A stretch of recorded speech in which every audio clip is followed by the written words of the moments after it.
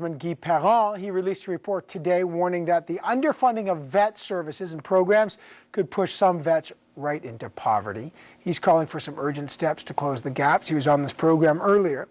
And he's calling for changes to the Veterans Charter to ensure better care for those who served in uniform. Now, the government says it will launch a comprehensive review of the Charter, but is more immediate action required? Just what kind of revamp is needed to help wounded or aging vets and their caregivers? Joining me now, the Parliamentary Secretary to the Minister of Veterans Affairs, Parm Gill, and congratulations on your new position. Thank you. Peter Stauffer is the NDP's Veterans critic, and Joyce Murray is the Defence critic for the Liberals. They join us across this great country of ours. All right, let me start with you, Mr. Gill. The Ombudsman was on the program and outlining some of the findings, the insufficiency of economic financial support provided after the age of 65 to at-risk and permanently incapacitated veterans, some significant gaps he found. What will the government do to address those gaps? Well, first of all, Evan, I want to thank the Ombudsman, Mr. Perron, for his work in terms of producing this report. I think it's wonderful. The other thing I'd like to point out is clearly the report highlights there's been an increase in terms of benefits compared to the old system under the new charter. Are there areas of opportunity? Absolutely. And as you may know, Minister Fantino announced last week that we're going to task the committee, and as a PS, I will be leading that study. We're going to start a comprehensive review as soon as the Parliament comes back and the committee resumes. And we're going to, this report is actually going to help us in that study as well. We're looking forward to. But how long? I mean, there were studies in 2009, 2010 in terms of implementation, and I know you call these areas of opportunity for the Ombudsman calls them inadequacies, not opportunities. How urgently will the government fix these inadequacies? Well, clearly, there's been changes been made. As you may recall, in 2011, there was an enhancement that was introduced. So we introduced new benefits of permanent impairment allowance, and also the supplement. So those are two additional benefits that were introduced in 2011, including some of the other initiatives that were introduced along the way in different budgets, including programs such as Hire a Vet, helmets for hard hats, and other things such as the VIP program, what we like to call is the Veterans Independence program, where we help families, widows, with regards to lawn cutting and such as snow removing. I'm not saying there's not programs, but this report is about those 400 permanently incapacitated vets who have faced significant loss of monthly income, and there's some urgent issues in terms of bringing the disability award in line with what the courts have already awarded. What is the most urgent action the government will take to recognize and deal with these inadequacies? Well, overall, as you notice in the report, clearly the benefits that are being provided under the Charter are better and more compared to the previous system. Now, what are we going to do to address this? We understand that this is an issue. This is exactly why we're going to study this in the committee and make sure we do a very comprehensive review where we're going to be discussing this with stakeholders, veterans, other experts, to find solutions, including the members from the opposition. All right. Let me get your reaction. That's Peter Stauffer. The government's reaction, they're going to study this and see what they can do. What's your reaction to the recommendations? Well, first of all, it's ironic that Mr. Gill and Mr. Manhune, and by the way, congratulations to both of them on their new posts, are talking about we're now going to do a comprehensive review. Bill C-55, which was passed 2 years ago as of October 4th, said in that bill we had to have a comprehensive review. So the minister to say we're now going to have one is rather ironic. But the reality is, on this specific issue that the Ombudsman has addressed, and bear in mind this issue was addressed 2.5 years ago with the department's own advisory board mentioning some of the shortfalls with some of these veterans in this regard, the government could very, very quickly eliminate the age 65 restriction on these benefits and allow these veterans to have those benefits until the day that they become deceased, and then allow those benefits in partial figures to carry on to their spouse until the day that they pass on as well. That's something the government could do without a review, and they could do that almost immediately. All right, Joyce Murray, what's your take? My take is that it's actually outrageous that people who have willingly put their lives at risk for Canadians are treated this way. And please, let's remember that this is people who are permanently and severely incapacitated, Evan, that are losing almost half of their benefits when they turn age 65. I think Canadians just won't put up with this, and to say that there's going to be a study in a committee is completely pathetic.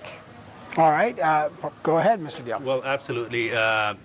You know, I like to point out the fact that especially veterans that are injured permanently or incapacitated, those are the veterans that are getting help the most under the new charter. I like to point out the fact that in some cases, they are receiving in upwards of $2 million in benefits. And that not only monetary benefit, but also benefits such as retraining, rehabilitation. There are medical benefits that they're entitled to and that they're receiving. So the new charter actually provides them a lot more services and benefits. But how do you square that with what I'm just reading the Ombudsman report. There's the insufficiency of the economic financial support provided after the age of 65 to permanently incapacitated veterans, and then they receive, instead of 70%, they want them to receive 90% of their pre-income, and the inadequacy of the earnings loss benefit to support veterans who are transitioning from a military to a Evan, civilian can I make career. a comment on that? I took a look from the Evan, report. Yeah.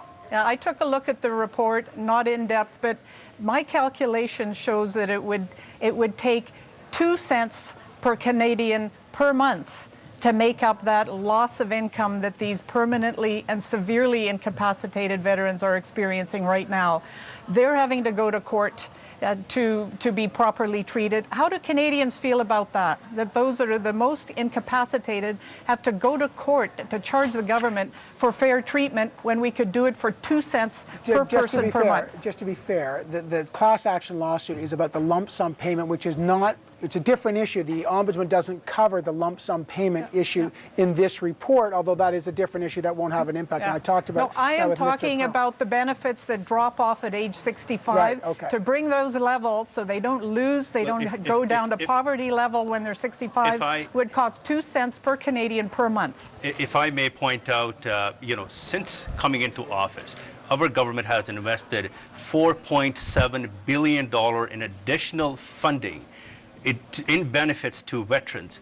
And I would also like to point out, Joyce, with all due respect, this was under your government that, you know, we saw the decades of darkness. And that the veterans still remember, the Canadians still remember, and I would like to encourage the opposition to play ball with us, actually get on board so we can actually find solutions. Okay, so when will, I mean, you said there's going to be a study. October 2009, the new Vets Charter Advisory Group had the report on the Living Charter in action. 2010, the House of Commons Vets Committee had a timely tune-up for the Living Charter. None of those have been implemented. Now you're saying another study. How do veterans listening to you know, oh my goodness, another study? In 2011, we passed Bill C-55. That was the enhancement to the new Veterans Charter. We did pass that, which introduced 2 additional benefits to the veterans that included the permanent impairment allowance and also the supplement. So there are 2 more payments, monthly payments, that the veterans are receiving since 2011. And of course, you know, it was mandated that we would review this in 2 years, but which was not a comprehensive review, but the minister has now announced, and I'm working with the minister in order to conduct a comprehensive review. So we're going to be looking at every area of opportunity and working with stakeholders and veterans to make sure that we are able to provide them the best possible benefits that they deserve. This is very frustrating to hang on, let me bring Peter Stauffer and then Joyce Murray. Peter Stauffer, what's your response to that? That's the government's answer. Is that enough in your view? No, obviously not. And I want to remind Joyce and I remind Mr. Gill that it was a parliamentary unanimous report that moved the Veterans Charter in 05 and 06. But the premise of it, that all the veterans organizations and the parliamentarians supported, was that this was a living document. That when problems of this nature would arise, the document would be immediately and quickly opened. I've heard Conservative and Liberal Veterans Affairs ministers say that. We would delve into it and be able to resolve and fix these problems right away.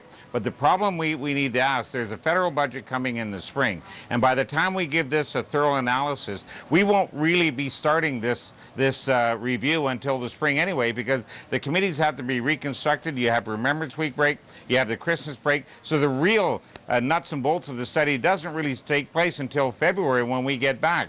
and the budget will be coming soon, and we need to know from Mr. Gill and Mr. Fantino, will the government be prepared to make sure that the financial and human resources do not only fix this particular problem that the Ombudsman has discovered, but other concerns that people have made as well regarding the living document to ensure that reports of this nature don't happen in the future. Well, if I may, Peter, I'd like to interject and say this. I think it's about time that we should stop playing politics with this issue. These are real people that we're dealing with. These are veterans that have made a tremendous contribution towards our country, the freedom that we so dearly enjoy in the best country in the world. Gill, and I would ask to please, opposition, get on board, work with us so we can find solutions rather than playing politics. Well, there are so Okay, I got Mr. less Gill. than a minute.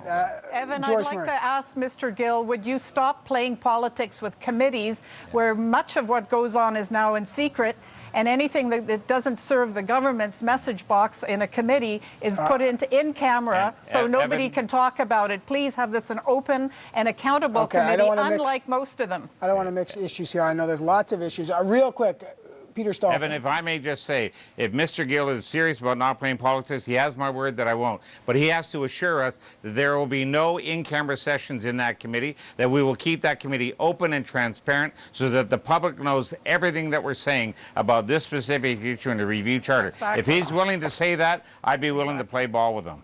All right. Well, you know, Peter, you know very well the committees are a master of their own business. And what I would like to point out is also the fact that, Peter, you brought up benefits and the monetary. And I think it was you in the last year in the Veterans Affairs Committee where you tried to take out $2 million from the veterans budget, which was totally reckless. I mean, thank God we had the Liberals on board who actually supported in defeating that and passing the $2 million additional.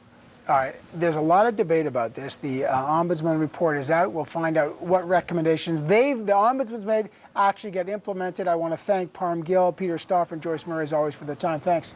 Thank you. Thank you very much, Thank and you. the very best to all of you.